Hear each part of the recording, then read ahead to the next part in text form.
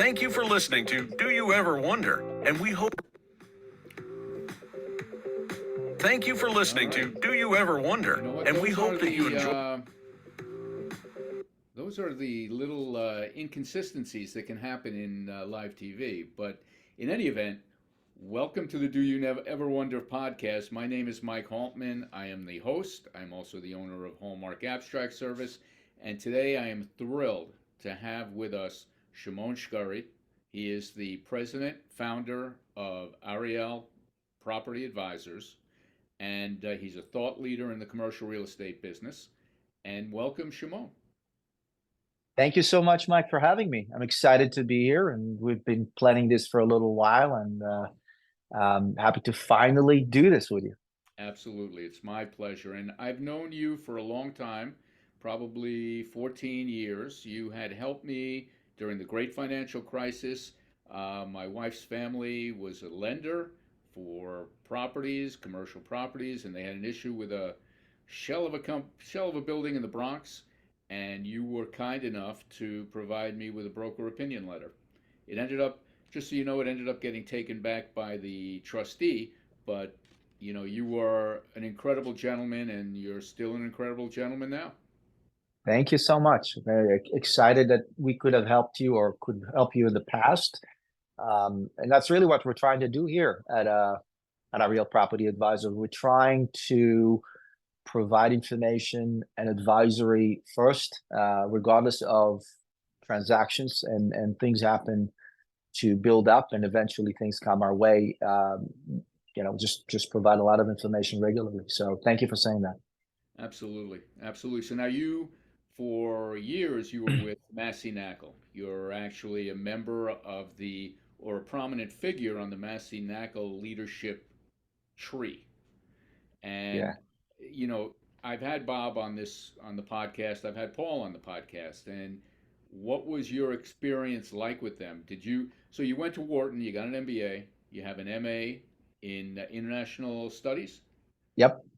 What brought you to commercial real estate?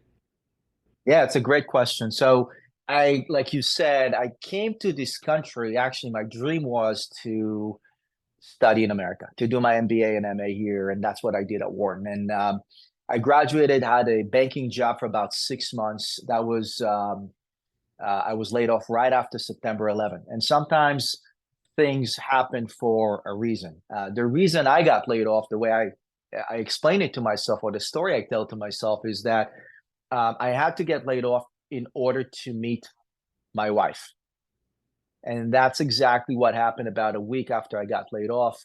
The best thing that happened to me, really, in America so far, is meeting my wife. We have 2 kids, very happy. My family means pretty much the world to me.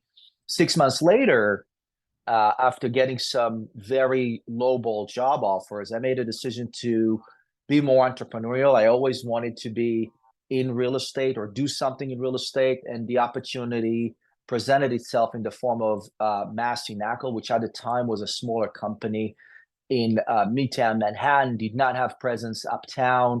I really felt Harlem was an extension of Manhattan that wasn't explored, and pitched it to, at the time, Paul Massey, who rejected me in the first interview, but accepted me in the second after I went to Marcus and Millichap and said, look, it's either you or them. And he was, okay, it's us. And 2 years later, Bob and Paul offered me and a few others partnership in the company.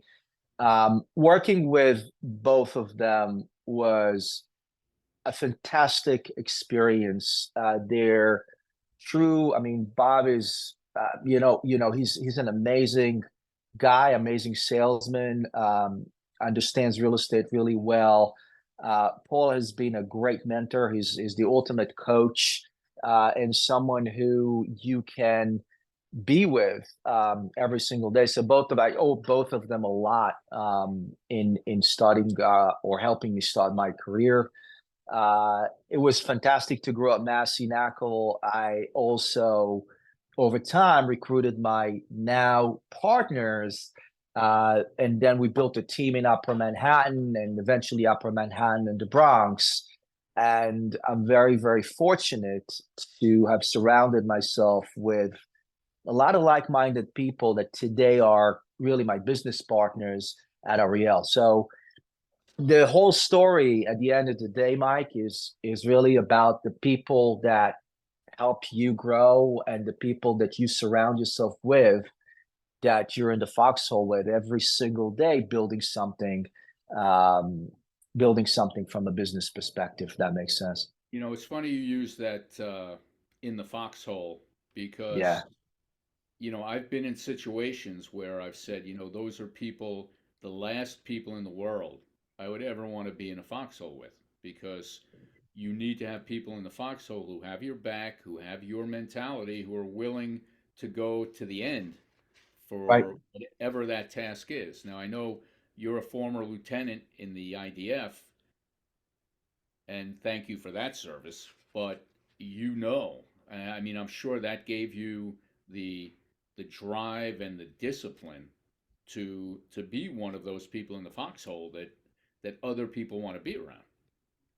Yeah, the Army experience has been fantastic. I've been there for 5 years overall, and I think the most important part of it was for me, um, was making mistakes. I mean, I made a lot of mistakes, especially as a lieutenant, thinking that the fact that I'm a little bit older than someone and have the official title allows me to just give orders. Sometimes you have to really listen to people, and I'm still learning that trait. I mean, I think as a leader I've learned that listening is probably the number one item you want to adapt to and learn, and I'm literally still learning it. I mean, really trying to listen to what people tell me, but also how they behave and try to figure out why they behave this way. So the Army experience has been fantastic. I think in general, and this is something that I keep saying again and again, the Army experience in Israel does a tremendous service to the Israeli culture and society. I mean, because you have to do it. You have Right. to be there for 2 or 3 years, depending on if you're a female or a male. But 2 or 3 years of your life are going to the Army. And before this conversation, you and I spoke a little bit, and I told you that I think America is the best country in the world. I still do, a minute later. But I do think that if we had here in America something like a national service where you have to go for 2 years or maybe three, that would bring people from New York City and other places together. Because I think in New York City specifically, and LA and Chicago and the big cities in general, I think we live in a bubble. And I think that I wish my kids would be able to, or forced to, uh, meet others in a service to their nation and get smarter and more mature, and eventually uh, bring a better America to their kids, and so on. I agree, and I think a couple of things. One, I think the maturity, the toughness, the focus, the task orientation of being in the Army would be phenomenal for people. You know, you only have to observe around us to notice that with our youth, that might not 100% exist right now. You know, I think I always talk about the greatest generation, and you know, I worry if, God forbid, we had to have that kind of a conflict now, how our military age people would respond. And I fear it might not be in the greatest sense. But forgetting about the military for a second, you speak about listening, and I always preach you have two ears, you have one mouth, and you should be listening twice as much as you speak. And it's so true because I mean you're in sales. You have to listen to people. You have to know what they're thinking. You have to know what their pain points are. You have to be able to adjust to what it is that they're saying, what their needs are. And I think listening is a little bit of a lost art too. I agree. I Yeah. agree. I read this book, or listened to this book called "You Are Not Listening," and I listened to it again. It's just, I mean, so much about that is going there. So I really concur. I really like what you said about this aspect of leadership in general and human beings, or or sales in general. Yeah. And you also talked about leadership, that you're not a lieutenant who can just tell people what to do. You have to earn their respect. And I think you as a leader at Ariel, me as a leader at Hallmark Abstract, you have to lead by example and you have to earn the respect of people around you. Otherwise, what do you have? Absolutely, absolutely. And you have to also give credit to people when credit is due. And I think that's when I started. Think that the success of our company starts with our people, really, with each and every one of first my partners. I mean, Vic Sozio, who is also a Marine, and he's been prolific in affordable housing. Mike Tortorici, the other, my other founding partner. Vic and Mike are founding partners together with Yvonne. Mike has been prolific in understanding how the world of faith-based organizations work. He's done terrific job there. Yvonne is running our operations and research. Paul McCormick, who became a partner about 2-3 years ago, has been starting our capital services group and now manages all of our salespeople. And Sean Kelly, who's been prolific in Brooklyn and specifically in development sites, became a partner about 3 years ago. So this is the leadership of the company, and then you trickle it down to many other great people throughout all 5 boroughs, about a 60-person operation. And it's, again, we're in the service industry, so it's all about people and understanding that each one of them has a goal in mind, and what we're trying to do here is to align these goals with the company's goals, so everybody rows in the same direction to the benefit of our clients at the end of the day. Well, I've met many of your people, many of your co-workers at your coffee and cap rate events, which, by the way, if anyone listening to this has never been to an Ariel Property Advisors coffee and cap rates event, you should definitely go. I've enjoyed every one that I've been to. But Thank you. you mentioned something about faith-based, something to do with faith-based. Can you go into that a little bit? Well, what I said is Mike Tortorici is working with faith-based organizations, which means that he's selling a lot of buildings for churches and synagogues, and also does a lot of business in Manhattan in general. That's what I meant by Mike Tortorici. But if you're talking about faith in general, Can always I talk am. about that. Yeah, I was born and raised as a Jew. I'm Jewish. I think that faith is a big, important part of my life. I think that faith in general, no matter what faith or what religion, my opinion is a blessing in someone's life. Again, doesn't matter Religion is. what exactly what your religion is or spirituality is. I think there's a lot of beauty in the good things of religion, which are family orientation, discipline, certain restrictions that put you um, on the path and allow you to really structure your life. I happen to be Jewish, so it's an easier fit for me, and I like it a lot.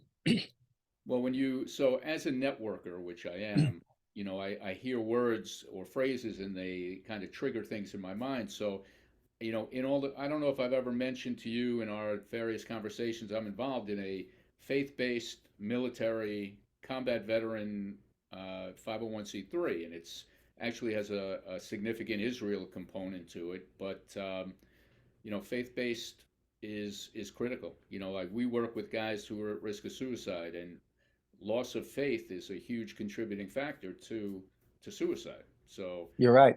you said But what you faith-based. I jumped on it. no, what you're doing is amazing. I think that there's a lot less awareness to, for example, PTSD than there should be. I'm very attuned to that. I know it. Things happen in the army, especially. I mean, I know it from the Israeli army. I actually know it, unfortunately, personally, my brother passed away at the age of 38. He actually committed suicide. So, and he had a PTSD that wasn't diagnosed ever. And years later, his unit came together to actually talk about the event that they all went through, and that's when it came out. So what you're doing, Mike, is incredible. The awareness for PTSD is super important, and I'm saying what I'm saying because I think that if you have a family member or a friend that you suspect went through something, um, get them treated, let them talk, because it's a lifesaver if you do. No question. So the aspect of PTSD we work with, and we're kind of segueing a little bit, but is moral injury, and what these soldiers and individuals saw and had to witness on Yes. October 7th. If you talk about seeing things that are against every aspect of humanity and the moral injury that comes along with it, we do. So when we send journeys to Israel, we actually travel with IDF soldiers, and in many ways, or in a lot of ways, they suffer in much the same way. So it's a hidden wounds or a invisible wounds or a deep deep problem. But since you brought it up, or maybe I brought it up, heroes2heroes.org. If anyone's listening, go there and help us out. But to bring this back to real estate, so just before we started, the employment report for December came out. It was hotter than expected. The 10-year is now safely above 4%. The mortgage rates on the residential side are not particularly attractive to people with 2 and 3% mortgages, and we're coming upon a commercial real estate refinance wall. How do you view the near future in terms of where we are and Yeah, what's it's a great question. So I think that you have to. So there's two things you do, right? You look back, and when you look back in the rear view mirror, things look like a little bit like a disaster zone. I mean, we had 2 years of increasing interest rates in the speed I don't think we've ever seen before. Coming into 2023, I personally thought interest rates will stay the same or go down a bit, and I think most people thought that. And I was wrong. And that affected transaction volume. Transaction volume, we have the numbers now, they're about $20 billion, about 40+% drop from last year. It's a really minuscule number, probably the lowest in the past 10 years or so. And it just tells you that those who don't need to sell today don't sell because values are substantially down. So you look at that, and then you have to look at the demand factors for the city, because you mentioned jobs, and job creation in the city is back to where it was, a little bit higher than where it was in 2020. So we're fully functioning as a city. Then you have foot traffic that's higher, that grew. You have subway ridership that's 16% higher than last year, still below 2020 levels, but growth is seen there. You have the tourism that's up about 50%. So we really you've been doing well there. So you have all these demand factors. And in addition to that, the Fed is hinting that they might start lowering interest rates next year. And you've seen that reaction in the stock market. You've seen the 5-year go down a bit at the end of last year. Mortgage rates for commercial now are less than 7. They used to be at 7, or were at 7 for a minute. They're now at like 6.5. So all of these things are improvements compared to last year. And then we did see Signature and other banks fail. And the Signature sale that took place last year is another event that I think the market anticipated. So with all of that, I think that there is a very high likelihood that 2024 is going to be more transactional than 2023. I think that first of all, we know there's a tremendous amount of money and capital on the sidelines here. And again, the evidence is that when you did have billions of dollars of notes sold by the FDIC, you've seen that money come out. You've seen eventually 4 or 5 groups that bought it. It's Related, Blackstone, Realtor, CPC, and you saw AXA buying some, and you've seen probably another 5 or 6 other private equity firms that bid on that. So the big money is here, but he wants to buy at the right time and at the right pricing. So I think next year has a better chance of being more transactional. I think prices have come down a lot over the past couple of years, mostly because of interest rates. And I think that they have stable, or they will stabilize in a way. The office market is a little bit different. We've seen mortgage maturities affected more than any other market. We've seen some owners let go of buildings that they don't believe will produce for them. The flip side is we've seen owners that try to hold on to assets that they believe in and are fully tenanted.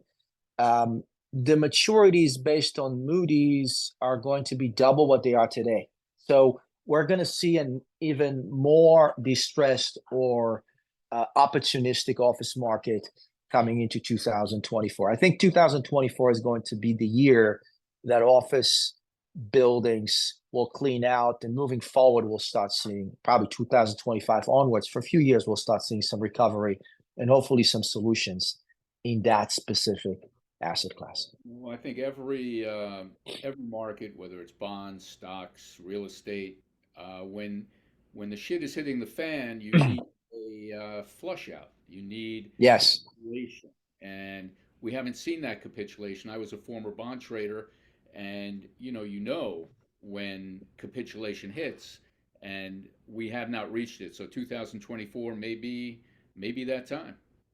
I certainly hope so. So there's there's capitulation that the buyers are looking for, and there's holding on that the sellers are looking for.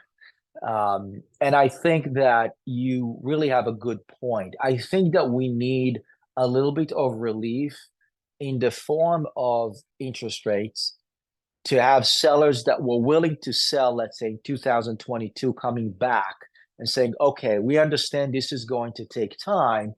And if we don't sell today, we might sell into a lower market. So I think that you're right that capitulation might happen. I also think that it really depends on the specific asset classes. So office is one of them. In the multifamily asset class, you really have 3 categories. You have free market doing phenomenally well from a fundamental perspective. You have rent stabilized, which is doing phenomenally badly from a pricing perspective because of regulation and because of interest rates. And the third aspect, or the third subcategory, is affordable housing.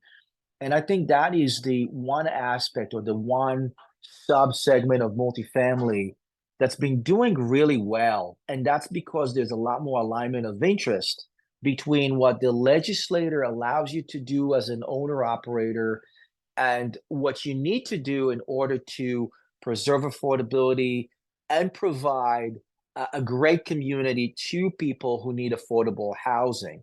It's not an easy business to be in. You really have to understand it. It's nuanced. It requires a mission-driven approach, a mission-driven capital, basically knowing that you're going into servicing affordable housing clients, and you have to really provide quality housing. You cannot, mess up because it's relationships with the agencies and governmental agencies, and at the same time, you're trying to make sure that your bottom line is positive and produces as well. So it's a double bottom line that these mission-driven investors have. So these are the categories in multifamily. I think they're fascinating. Then you have development sites, which we can talk about if you want to. And then you have hotels, retail, and industrial. So it depends on the product type today. and each one of them has its own merits and challenges. You mentioned you're an optimist, and I can see that. But let's go to something that may not be as optimistic. You mentioned regulation. Mhm. So local law, let's take 97 for a second, or 421A for a second, or maybe good cause eviction for a second. When you're in an environment where the powers that be who are making these regulations don't necessarily, and I'll say they might not necessarily care about the fallout and the ramifications, how does that, as an operator, or as someone who, like yourself, who owns a company trying to bring buyers and sellers together, where do you see the legislative environment going in New York State? Thank you for that question. That's a very good question, and you're right. That is the probably the toughest aspect of New York City today.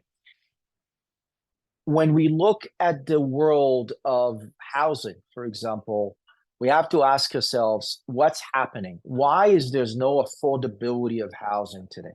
Why are free market rents go higher and higher every year? And the simple answer is the supply of housing is just not here. If you look at statistics, the Real Estate Board of New York revenue is telling you that by 2030 we'll be short 560,000 units. That means we need to produce at least 50,000 units a year. This year we produced only 11,000. So you have to ask yourself, what can the government do? And I think that's where I get confused, like you. I get confused because the most important thing that a government could do in a situation critical where you don't have affordability of housing. I'm not talking just about affordable housing. I'm talking about general affordability of housing where the rents go through the roof. The one thing that you could do if you want to think long term is build more housing. In order to build more housing, you could do two things. One is build affordable housing, which means that you have to incentivize low-income housing tax credit investors to be here, but you also have to provide as a city and state the subsidies needed for that. That means that it's coming out of the taxpayers' money, or you can incentivize private capital to come here and build more housing. And if you want to do that, you have to look at the economics. When you look at the economics, if you wanted to build rental housing in New York City, it makes no sense without a tax abatement. And so the 421A that's so needed is not an option, it's a must. And I think that unfortunately, the legislator looks at a landlord or developer as someone um, who Gotcha. is not is taking away from the public, and it's exactly the opposite. I'm not saying everybody's, clearly the capital and the developers want to make money, but if they're not going to make money here, they're going to go somewhere else. So providing the 421A, providing the incentive to build rental housing is key. Now, regulation in general, what happened with HSTPA, with the Housing Stability and Tenant Protection Act, is a great example of a complete misalignment of incentives. Think about it. I Rent call it stable, intended consequences. yes, exactly. I mean, I don't know if they're intended or unintended, but what they did is they hurt the landlords because today you cannot rent a rent stabilized unit at a higher level, even if you have a vacancy. You're not incentivized investing in that unit and bring it up to market anymore, which you were before. And the tenants themselves live in worse conditions. And in addition to that, the tenants pressure, the rents pressure, the rent stabilized pressure on rents by the RGB, by the Rent Guideline Board is much higher because as a landlord, you cannot increase rents but by RGB. So Well, really complete not to misalignment of interest. not to interrupt, but so Please. how I see the situation. I see it purely political in that the legislators are pandering for votes. They view the tenants as a much larger constituency than the builders and the landlords.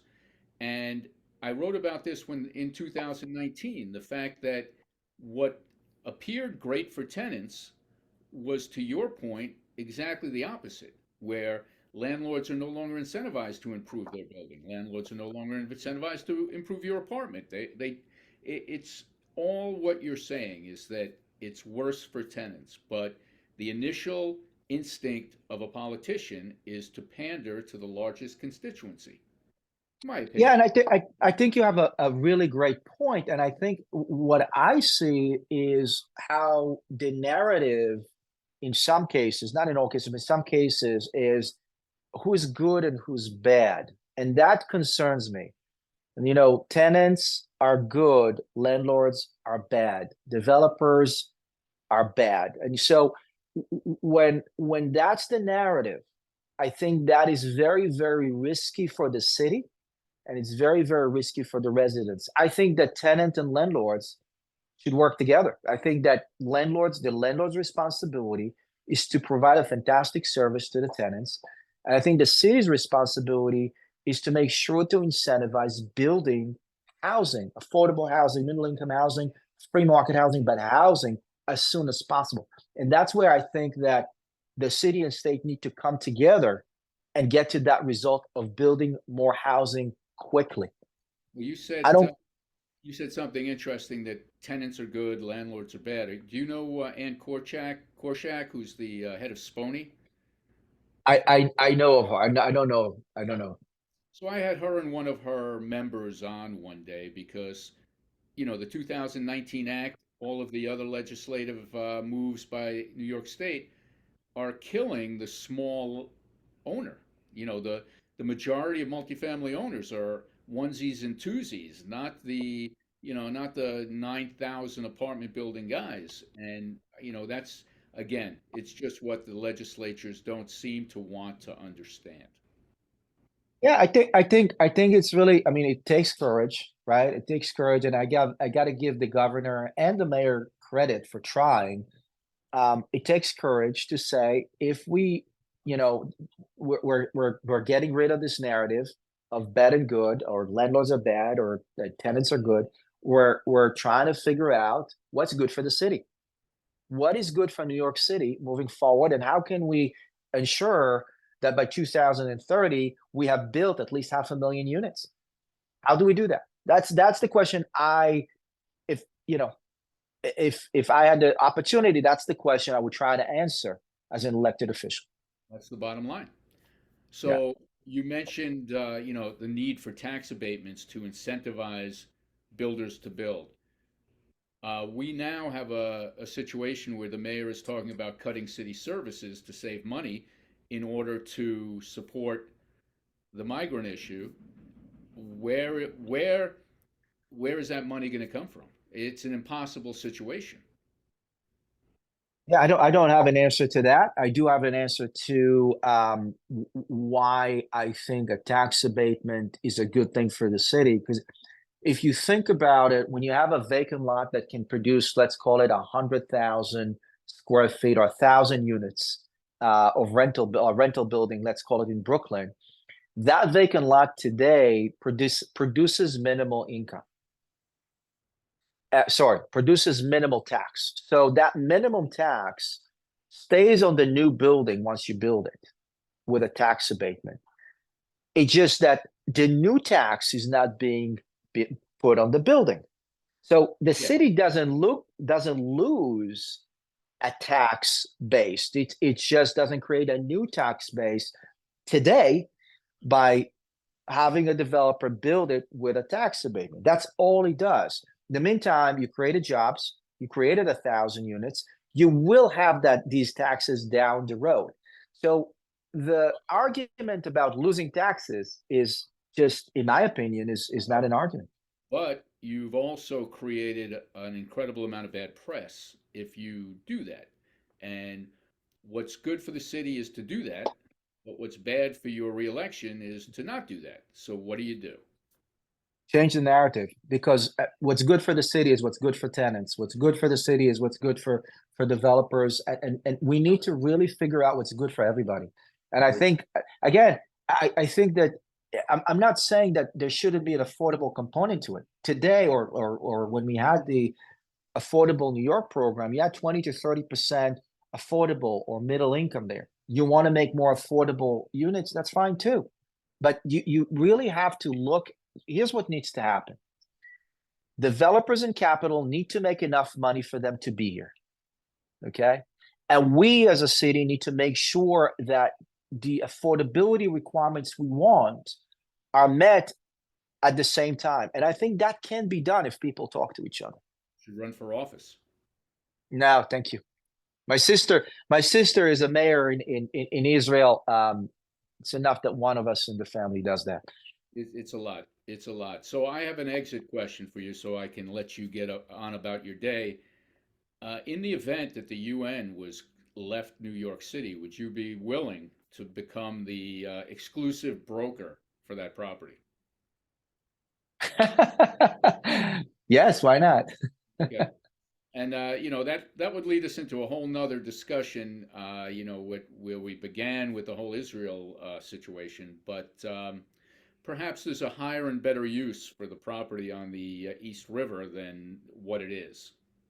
Yeah, that's the UN is a sore subject for me these days. Unfortunately, I expected a lot more of the United Nations post October 7. The first thing I expected them to do is to really condemn what we all have seen in October 7th. I expected them to condemn what happened to unfortunately to women in Israel during the October 7 horrendous attacks. They haven't done that, and then they started to again go against Israel. And I expect one thing from the UN at this point, and many of our elected officials is to hold Iran and hold Qatar and hold Hamas and hold Hezbollah accountable. Right. And hold them accountable. And you, as a former lieutenant in the IDF, can probably recognize that we're not doing that right now. We're playing patty cake, and that's going to come back to bite us in the ass. But again, this was a real estate discussion, so let me just say that it was a pleasure having you on, and I would love to have you back at some point in the future. Thank you very much. Appreciate it. I also know now that the intro that didn't work, the outro will work. So let's try that. Awesome. Thank you for listening to Do You Ever Wonder? And we hope that you enjoyed the show. Next week, we will have another terrific guest telling their story. And if there are any specific topics you'd like to hear more about, please don't hesitate to let us know.